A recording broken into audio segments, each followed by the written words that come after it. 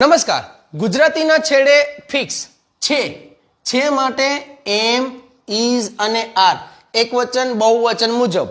હવે છે ની આગળ જુઓ ય ય ય ય અને ય ફિક્સ ખાલી ય. શું? માત્ર ને માત્ર યતીશનો ય.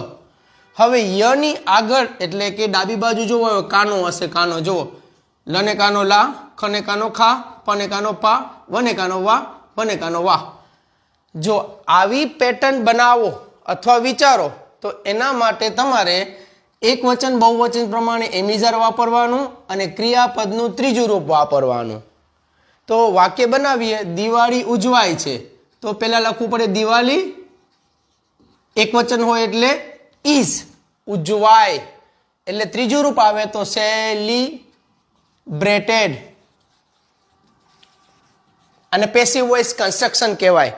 પેસિવ વોઇસ કન્સ્ટ્રક્શનની અંદર એમિઝાર સાથે ત્રીજું રૂપ આવે તો તમે કહી શકો કે આ આવી રીતની સેટઅપમાં આવે.